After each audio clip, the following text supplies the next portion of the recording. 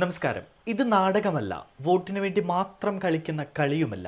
ഒടുവിൽ വീണ്ടും രാഹുൽ മണിപ്പൂരിലെത്തി. ഇന്ത്യയുടെ ഇടനെഞ്ചിൽ ഇന്നും ഉണങ്ങാതെ കിടക്കുന്ന മണിപ്പൂർ എന്ന മുറിവിന്റെ വേദനയ്ക്ക് ആശ്വാസം പകരാൻ രാഹുൽ എത്തി. വേദനിക്കുന്നവരെ ചേർത്ത് പിടിച്ചു. പറയാനുള്ളതെല്ലാം സമാധാനത്തോടെ കേട്ടു. ഒരു പക്വതയുള്ള നേതാവിൻ്റെ എല്ലാ ചലനങ്ങളോടും ഇന്ത്യയിലെ മുഴുവൻ ജനാധിപത്യ വിശ്വാസികൾക്കും ആശ്വാസമാകും വിധമാണ് രാഹുൽ മണിപ്പൂരിലേക്ക് കാലെടുത്തു വെച്ചത്. മണിപ്പൂരിലെ തീ ഇന്നും കെട്ടിട്ടില്ല. ആ തീ ആളിക്കത്തിക്കാനല്ല, മറിച്ച് ആ തീ അണയ്ക്കാനാണ് രാഹുലിൻ്റെ ശ്രമം. രാഹുൽ മണിപ്പൂരിലെത്തിയ ഇന്ന് തന്നെ മറ്റൊന്നുകൂടി സംഭവിച്ചു. BJPക്ക് കനത്ത അടി നൽകിക്കൊണ്ട് ലോക്സഭയിലെ രാഹുലിന്റെ ഹിന്ദു പരാമർശത്തിൽ പിന്തുണയുമായി ഹിന്ദു സന്യാസി ശങ്കരാചാര്യ അവിമുക്തേശ്വരാനന്ദ സരസ്വതി രംഗത്തെത്തി.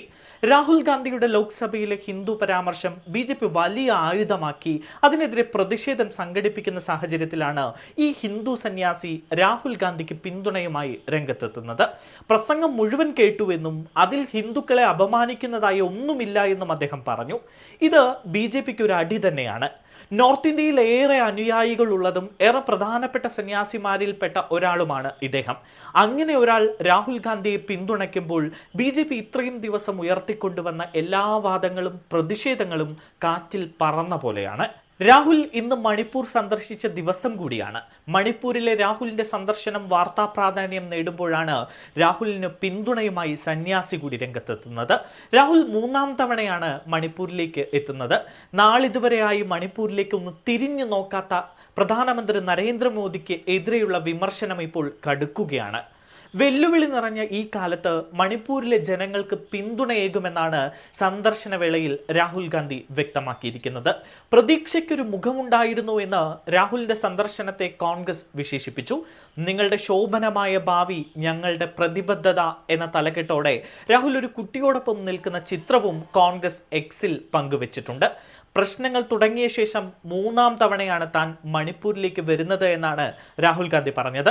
ദുരിതാശ്വാസ ക്യാമ്പുകൾ സന്ദർശിച്ചു, ജനങ്ങളോട് സംസാരിച്ചു. ഇത്തവണ താൻ മണിപ്പൂരിൽ വന്നത് ജനങ്ങളെ കേൾക്കാനും അവരിൽ ആത്മവിശ്വാസം വളർത്താനുമാണ്.